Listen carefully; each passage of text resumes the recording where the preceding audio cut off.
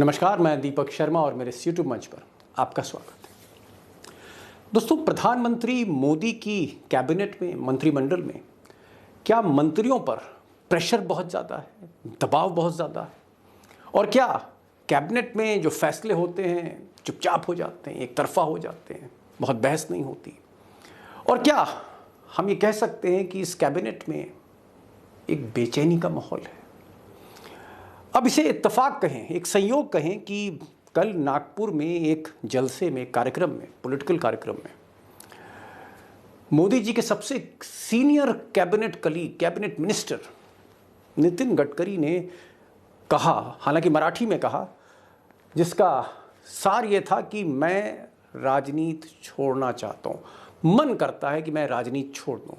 और अंग्रेजी में जो सार है वो ये है कि sometimes I think about quitting politics. कभी कभी मन करता है कि सियासत छोड़ दें। अब मोदी सरकार में जो बेस्ट परफॉर्मिंग मिनिस्टर है नितिन गडकरी, जिनका प्रदर्शन सबसे अच्छा है, अगर वो राजनीति छोड़ने की बात कर रहे हैं, पब्लिक प्लेटफॉर्म पे ये बात कह रहे हैं, यानी सरकार से बाहर आना चाहते हैं, समाज सेवा करना चाहते हैं, तो ये बहुत बड़ा सवाल है। बड़ा सवाल इसलिए है कि देश की जो अर्थव्यवस्था है पूरी तरह से चरमराई हुई है, लेकिन निर्मला सीतारमण, देश की वित्त मंत्री, वो तो राजनीति छोड़ने की, सरकार छोड़ने की बात नहीं कह रही।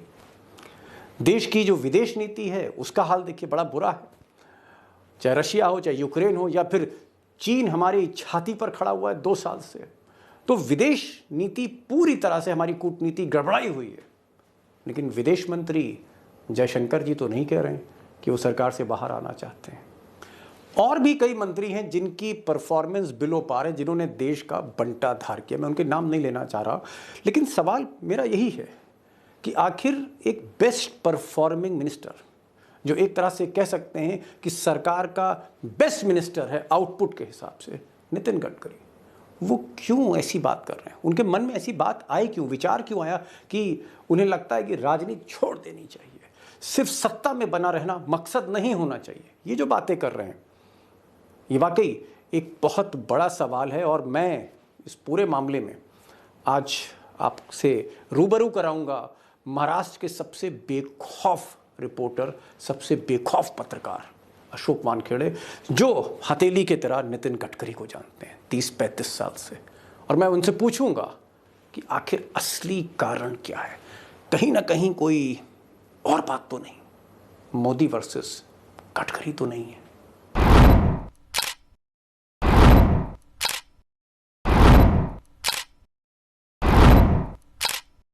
लेकिन इससे पहले कि गडकरी और मोदी के बीच जो रिश्ते हैं, उन रिश्तों पर हम कुछ धमाकेदार खुलासे अशोक वानखेड़े से सुने। एक सवाल मेरे जहन में भी आता है, जो शायद आप भी कमेंट बॉक्स में अक्सर करते हैं, कि क्या प्रधानमंत्री मोदी अपनी सरकार के best performing minister Nitin Gadkari से घबराते हैं? उनकी परफॉर्मेंस को लेकर, उनकी कैपेबिलिटीज़ को लेकर, उनके एक्सपीरियंस को लेकर?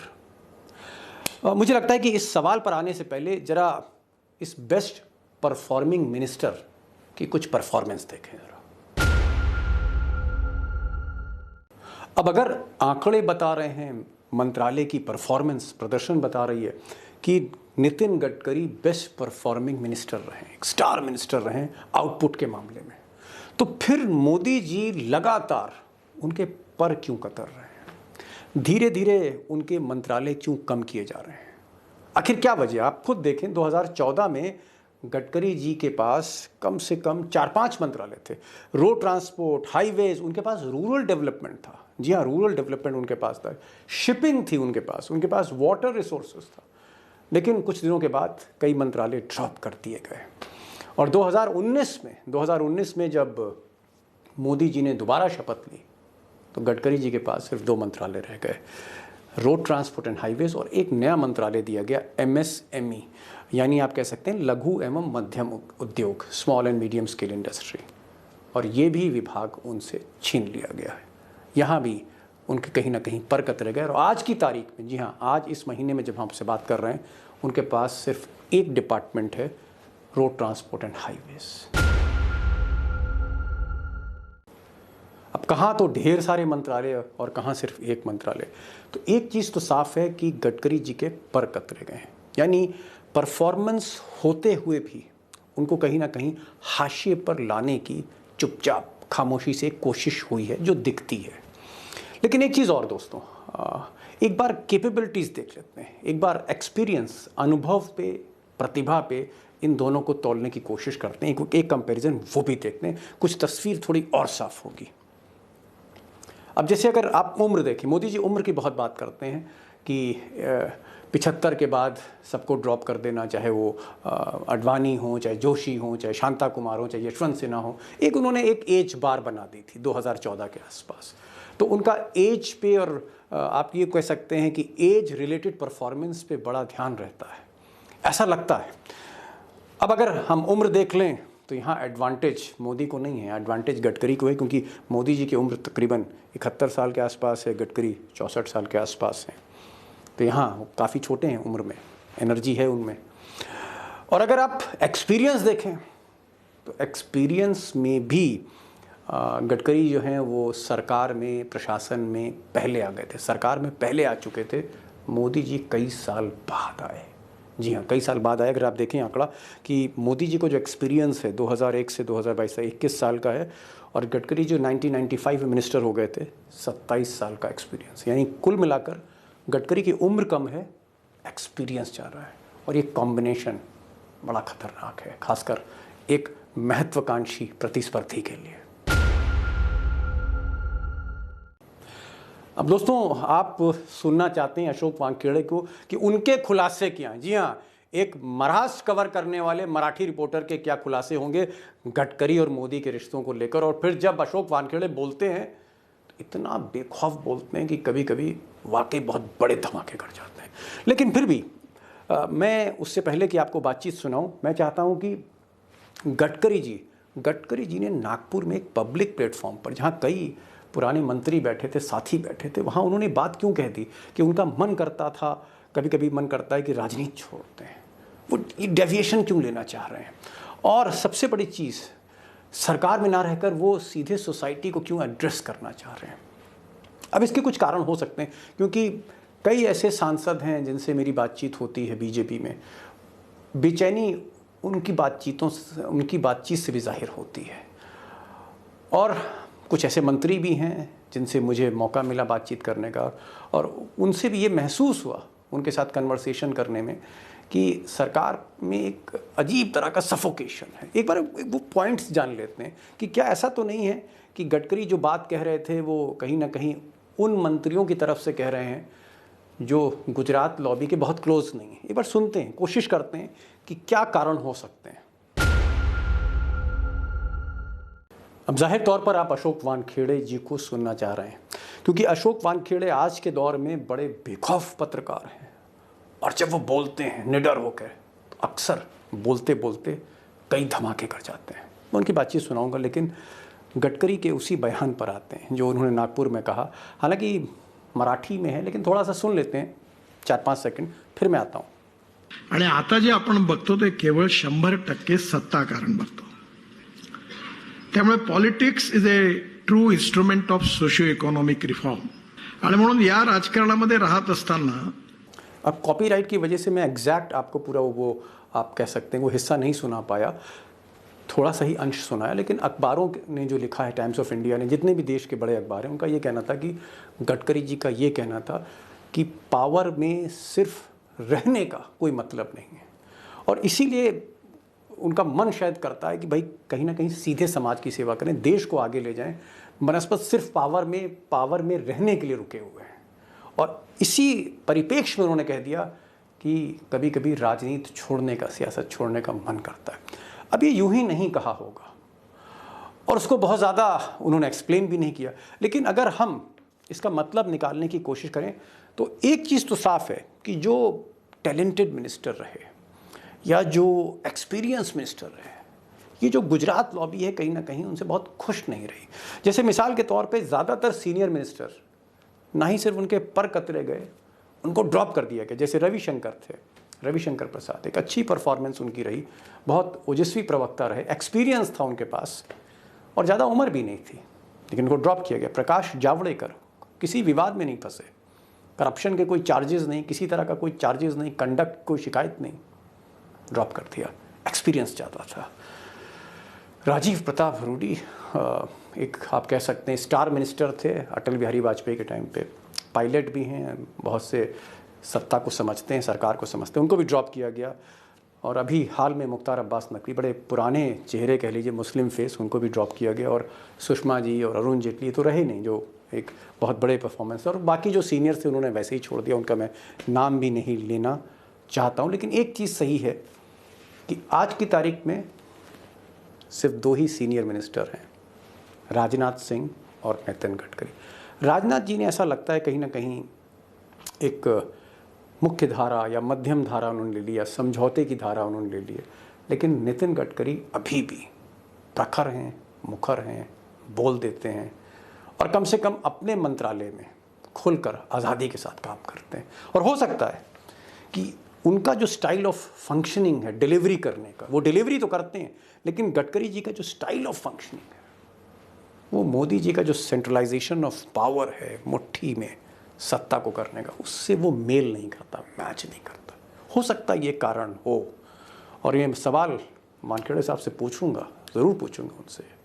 और महाराष्ट्र के निडर, निर्भीक और बेखौफ पत्रकार, जी हाँ, अशोक वानखेड़े जी सीधे जुड़ चुके हैं, और लोग इनको सुनना चाहते हैं। और खासकर जो मैंने आपसे कहा था कि इतना बेखौफ हैं कि जब भी बात करते हैं कुछ धमाके कर जाते हैं, और वही धमाके गूंजते रहते हैं सरकार तक में। भाऊ, सबसे जो बड़ी बात है, मैं अभी गडकरी जी की बात ही नहीं कर रहा हूँ, मैं बात ये कर रहा हूँ, आपकी तमाम सांसदों से बात होती है पार्लियामेंट में, मंत्रियों से आप टच में हैं, चाहे विपक्ष के हों चाहे सत्ता के हों। ये जो बेचैनी है कैबिनेट के अंदर, एक तरफा फैसला होना, मंत्री की कोई हैसियत नहीं, सेक्रेटरी को बुला लेना, प्राइम मिनिस्टर ऑफिस ने जैसे मतलब सारी सत्ता अपने मुट्ठी में कर ली हो, ये कौन सा मॉडल है ना, जहां पर मंत्री जो है वो बेचैन है, मंत्री को कुछ पता ही नहीं है, मंत्री जो है वो एक तरह से फ्रस्ट्रेटेड हो रहा है। भाऊ, ये गुजरात मॉडल है दीपक भाई। गुजरात में जब नरेंद्र मोदी मुख्यमंत्री थे तो ऐसे ही सरकार चलाया करते थे। उनके विधायकों को यह पता नहीं होता था कि अगली बार उनको सीट जीतना है या नहीं जीतना है। उनको ये पता नहीं था कि उनको कॉर्पोरेटर बना के भेजा जाएगा कि या उनको राजनीतिक संन्यास लेना पड़ेगा। मंत्री को ये पता नहीं होता था कि जो सुबह में आज शाम को जिस मंत्रालय से निकला हूं, कल के उस मंत्रालय में जाऊंगा या नहीं जाऊंगा। एक फियर साइकोसिस, एक नया एक मैनेजमेंट का टर्म है कि आप डरा के रखो सबको, और जब सबको डरा के रखोगे तो सब आपके खिलाफ विद्रोह नहीं करेंगे, आप आपके सामने बौने साबित होते हैं।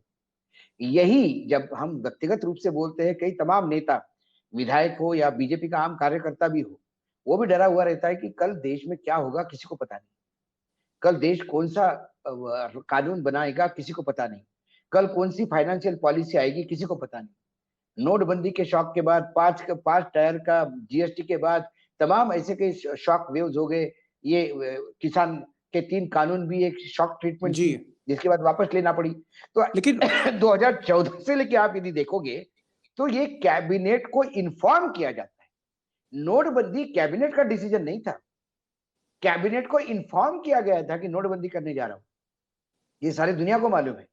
नहीं, वो तो जब उन्होंने शायद उन्होंने तो मोबाइल फोन भी, भाऊ, मोबाइल फोन भी सारे कैबिनेट मंत्रियों को बाहर रखवा दिया था, बाहर रखवा दिए गए थे। कि सवाल ये है कि कैबिनेट किस लिए होती है।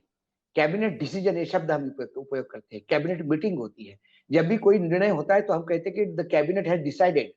और कैबिनेट मीटिंग के बाद कैबिनेट का स्पोक्स पर्सन आके कहता है, जो आईबी मिनिस्टर होता है, और वो लगातार बताता है कि कैबिनेट ने क्या डिसीजन लिए, वो प्रधानमंत्री ने क्या डिसीजन लिए ये नहीं कहते। लेकिन हमारे यहाँ कैबिनेट भी अब क्या होगी, मैंने आपको पहले भी एक उदाहरण दिया था, ये कव्वालों की टोली है, 2 गार है, बाकी पीछे सब ताली बजा रहे हैं।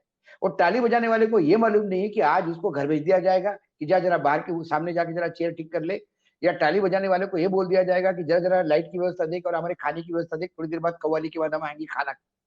उस ताली बजाने वाले को ये मालूम नहीं है कि उस टोली का वो हिस्सा कब तक है। अब यहीं पर एक सवाल, यहीं पर भाऊ, यहीं पर आपको टोक रहा हूं, मैं टोकता नहीं हूं आपको, क्योंकि जब आप बोलते हैं तो सरस्वती आती है आपकी जिया पे। यहाँ टोकना इसलिए पड़ रहा है कि ये जो आपने कव्वाली की बात करी कि एक कव्वाल, 2 कव्वाल हैं और बाकी ताली बजाने वाले हैं, तो नितिन गडकरी कहाँ बैठे हुए हैं और उनका क्या इरादा है? नितिन गडकरी ताली बजाते हैं, वर्तमान में तो ताली बजाने आए। स्टार्टिंग में तो उनको बोला गया था कि 2-4 आलाप आपसे भी करवाएंगे।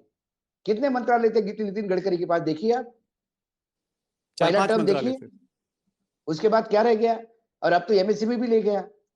और ये जो रोड ट्रांसपोर्ट मिनिस्टर है उसका भी बजट में भारी कटौती कर दी है, उनको बोला गया है बड़े प्रोजेक्ट लॉन्च नहीं करो। तो ये जो तमाम चीजें हैं ये खच्चीकरण है।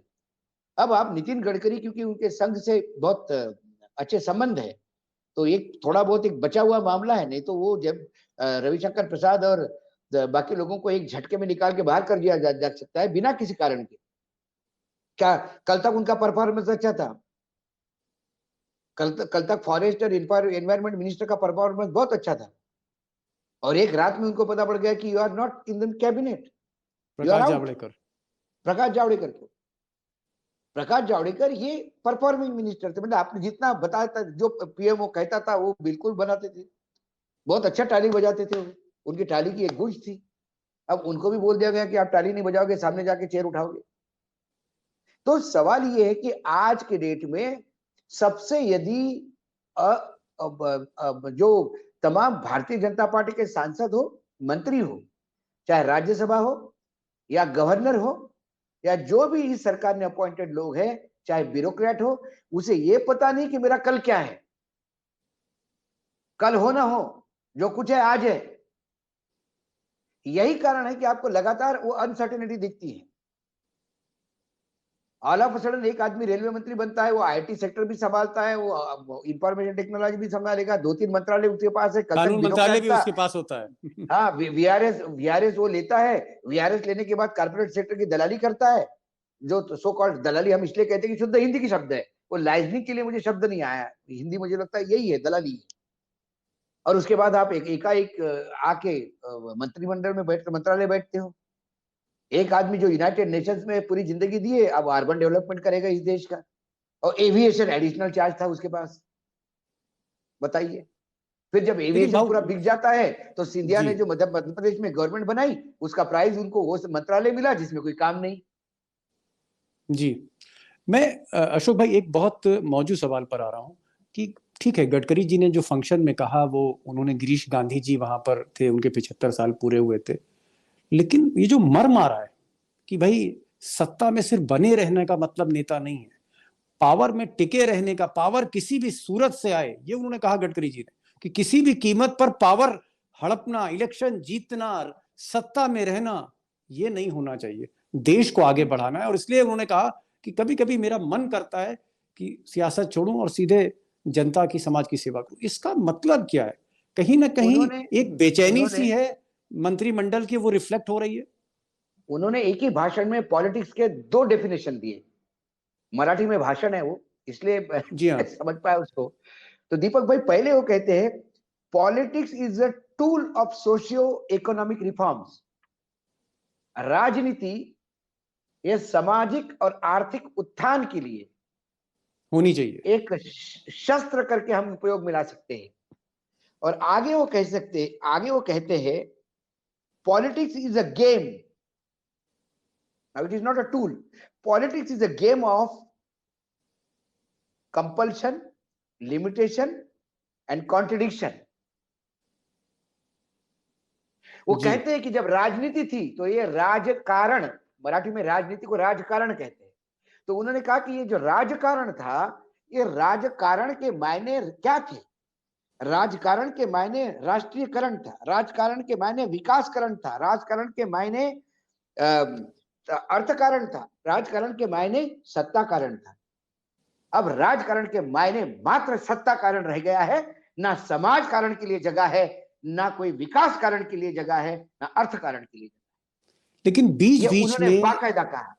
बीच बीच में ये जो चिकोटी काटते हैं, ये गुजरात लॉबी को या मोदी जी को, जिसको भी, ऐसा क्यों करते हैं? क्योंकि कहीं ना कहीं वो बहुत बेबाकी से बोल जाते हैं, और मुझे लगता है कि प्रधानमंत्री के जो करीबी लोग हैं जरूर आहत होते होंगे गडकरी जी की बेबाकी से।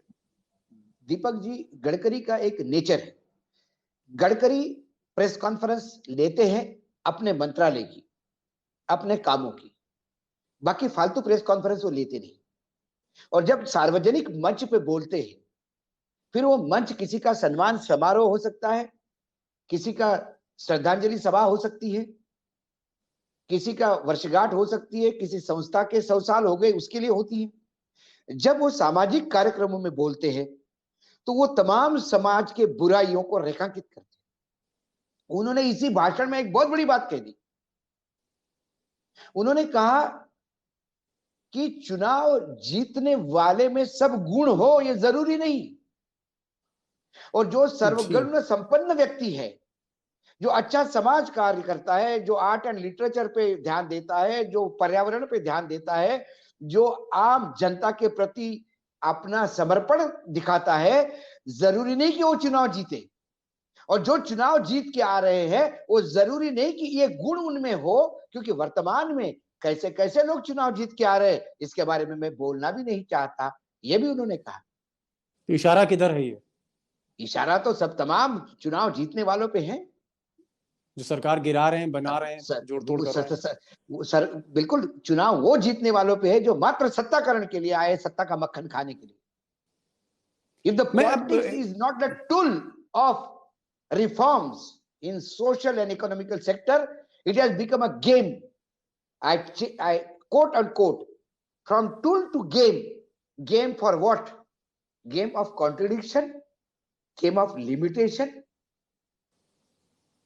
एक भाऊ आपसे एक और, यदि सत्ता में रहने का कंपल्शन है जी, तो फिर कॉन्ट्रडिक्शन बहुत है। सबका साथ सबका विकास करते हो, कुछ का सबका बस एक का साथ लेना और बाकी सबको रगड़ते रहना, विकास किसी दो का करना, दिस इज कॉन्ट्रडिक्शन। लिमिटेशन क्या है? आपके नेता के पास लिमिटेशन है, मैं और मेरा एक साथी, बस और कोई नहीं, ये लिमिटेशन है। कंपल्शन क्या है? कंपल्शन समाज का भला करने का नहीं है, देश को विकास गाथा पे ले जाने का नहीं है, कंपल्शन उस कुर्सी में बने रहने का है। ये गेम है, और इस गेम में किस पे आप तीर चलाओगे, किसको आउट करोगे, जिस हिसाब से जो वर्तमान में स्थिति चल रही है और गडकरी जी जो बोल रहे हैं, यदि आगे चल के गडकरी जी को लोकसभा का टिकट भी न मिले तो दीपक जी आश्चर्य नहीं होना चाहिए, क्योंकि ये कव्वाल ताली नहीं बजा रहा है, ये बीच बीच में अलाप ले रहा है, और अलाप लेने का काम सिर्फ दोनों का ही है, बाकी सबको ताली बजाना है। ये मुख्य प्रॉब्लम है इस सरकार की और इस सिस्टम की। मैं आपसे एक सीधा सवाल करना चाह रहा हूं। राजनाथ जी ने अभी लखनऊ में एक फंक्शन में कहा, जबकि वो लखनऊ के सांसद हैं, उन्होंने कहा कि मुझे इत्तला नहीं थी, अचानक मुझे इस कार्यक्रम में बुलाया गया। और मोदी जी सामने बैठे थे, योगी जी सामने बैठे थे, और लोग चौंक पड़े कि भाई जो इतना बड़ा डिफेंस मिनिस्टर, उसको बुलाया ही नहीं लास्ट मोमेंट में। और इसी तरह से गडकरी जी भी काफी तल्ख बोल जाते हैं और इशारे में कहीं ना कहीं हम लोगों को मोदी दिखते हैं। आपको लगता है कि राजनाथ और गडकरी कहीं ना कहीं गुजरात लॉबी 2024 उसके बाद धीरे धीरे इनको हाशिए पे ले जाएगी? क्योंकि अगर 2024 के बाद अगर बीजेपी 272 के नीचे जाती है और उसको अलाइंस की जरूरत होती है, और उस वक्त अगर राजनाथ सिंह या गडकरी सांसद होते हैं तो उनके बनने के चांसेस होंगे, तो क्या ऐसा हो सकता है कि इन दोनों को टिकट ही ना दिया जाए? इस तरह के आपको लगता है? जरूरी नहीं कि सांसद ही रहे, ये वो दो ताकतवर नाम है कि जो सांसद नहीं रहने के बाद भी नेतृत्व कर सकते हैं, बाद में चुनाव जीत सकते हैं। ऐसी जरूरी नहीं कि सांसद ही रहना है। लेकिन एक बात बताओ, मैंने आपने राजनाथ सिंह जी का नाम लिया, राजनाथ सिंह जी ने संसद के पटल पे बहुत बड़ी बात कह दी थी। जब राजनाथ सिंह पाकिस्तान गए थे और वहां पाकिस्तान सरकार ने लंच होस्ट किया था, उन्होंने लंच लेने से मना कर दिया और बिना खाना खाए वापस आ गए। और जब उनको पार्लियामेंट में ये पूछा गया तो उन्होंने कहा कि मैं खाना खाने के लिए पाकिस्तान नहीं गया था, वो इंडिकेशन किसी और के लिए था, कि जो किसी दावत में चले गए थे, शादी में गए थे या कुछ कही। जी हाँ, उन्होंने कहा था कि मैं खाना खाने के लिए नहीं गया था, दावत में नहीं गया था, मैं अपने देश की बात करने गया था, मैं वापस आया क्योंकि वहां खाना खाना भी मुझे अच्छा नहीं लगा, जिसके सैनिक मेरे देश के सैनिक को मारते हो। ये बात उन्होंने कही थी। उसके बाद उन्होंने जो बात आपने रिपीट जो बताई उसको रिपीट नहीं करना चाहता। और हाल ही में उन्होंने एक बात कही कि जवाहरलाल नेहरू की नीयत में खोट नहीं थी। मैं उनके कभी गलत नेता नहीं, मैं जवाहरलाल नेहरू की हमेशा इज्जत कर सकता हूं, हो सकता है कोई नीति गलत हो, नीति गलत होने पे मैं नियत गलत नहीं मानता। ये बात आज के समय कहना, ये कहीं ना कहीं, क्योंकि ये सब गोदी चैनल बैठे हैं तो ऐसे वक्तव्यों को कोई जगह नहीं मिलती। प्रिंट मीडिया में भले ही कहा हो चीफ जस्टिस ने कि प्रिंट मीडिया में जी। मीडिया है, लेकिन उसमें भी जगह नहीं मिलती। ये हमारे एक जैसे लोग आखिरी ये कई भाषण सुन के फिर तुरंत उस पर शुरू हो जाते हैं। ये वही जगह है जहां कहीं ना कहीं uneasy lies the crown on the head. Sir एक पे आखिरी आपका जो सवाल, मंत्र, क्योंकि हाँ, समय भाग रहा है। आखिरी सवाल कि क्या आज की तारीख में जो मोदी मंत्रिमंडल है, कैबिनेट है, उसमें जो एक्सपीरियंस लोग हैं, जो केपेबल लोग हैं और जो वाइब्रेंट और डेमोक्रेटिक हैं, क्या उनकी जगह धीरे धीरे खत्म हो रही है मोदी मंत्रिमंडल से? देखिए वाइब्रेंट शब्द तो वाइब्रेंट गुजरात में समा गया, ठीक है। कॉम्पिटेंट ये शब्द इस मंत्रिमंडल में वर्जित है। डेमोक्रेसी ये यहां चुटकुला समझा जाता है। जहां इन शब्दों को, जो आपने भारी भक्कम शब्दों का उच्चारण किया, उन शब्दों के अर्थ अर्थहीन हो जाते हैं कैबिनेट में पहुंचते पहुंचते। तो वहां तो हम भी बोलेंगे, हाजिया हम भी बोलेंगे करके पीछे सिर्फ ताली बजाना होता है। मैं बार बार कहता हूं, इसलिए लोग हैं, मुझे ताज्जुब लगता है कि अच्छे खासे शिक्षित लोग भी अशिक्षित जैसा व्यवहार क्यों कर रहे हैं, क्योंकि उन्हें मंत्रिमंडल में बने रहना है। और जो मंत्रिमंडल में कुछ असहाय हो जाता है तो बोल देते हैं, जैसे राजनाथ जी बोलते हैं, जैसे गडकरी बोलते हैं। गडकरी ने कई बार बोला, गडकरी जी ने एक बार नहीं कई बार एजेंसियों के यूज पे बोला, गिरती हुई सरकारों पे बोला, सरकार बनाने पे तोड़जोड़ पे बोला। कई जगह उन्होंने अपना वक्तव्य बहुत बड़े तौर पे, बड़े रेखांकित स्पष्ट रूप से कहा। ये नहीं कहना चाहिए। जब उन्होंने कहा कि आजकल कैसे कैसे लोग चुनाव जीत के आ रहे हैं, इस पे मैं बोलना नहीं चाहता, और जोर से ठहाका लगाया, पूरी जनता ने ठहाका लगाया। जनता समझती है, लोग सोच रहे हैं। लेकिन ये जो कुछ कांटे हैं 2024 के रोड में, इस कांटों को वो सफाया करते ही ये कांटे बने रहते हैं। ये समय बताएगा। लेकिन अभी तो कम से कम बोलने वाले ये दो लोग तो है जो समय समय पे बोलते हैं। तो बहरहाल ये थे अशोक वानखेड़े जी, और अशोक वानखेड़े जी ने दो बड़ी बातें कही। एक तो उन्होंने ये कहा कि हो सकता है, उन्होंने आशंका व्यक्त करी कि गडकरी जी और राजनाथ जी, देखना ये होगा कि 2024 में इनको टिकट मिलता भी है कि नहीं मिलता है। एक बड़ी बात, एक बड़ा प्रश्न चिन्ह उन्होंने लगा दिया। और दूसरी बात उन्होंने कही कि इलेक्शन जीतना ही सब कुछ नहीं है, यानी भाजपा की जीत नहीं है, जीतना देश को चाहिए, देश जीते। भाजपा के जीतने का उतना मतलब नहीं है, देश के जीतने का असली मतलब है। देश को आगे जाना है, देश को जीतना है। समय की अपनी प्रतिबद्धता है, इसलिए मैं आपसे नमस्कार कहूँगा, और नमस्कार करने से पहले मैं कहूँगा वही बात कि प्लीज़ इस चैनल को सब्सक्राइब करें, बेल आइकन को क्लिक करें, नोटिफिकेशन आपको मिले, और इस वीडियो को शेयर करें। आज बस इतना ही, फिर मिलेंगे एक नई वीडियो के साथ। नमस्कार।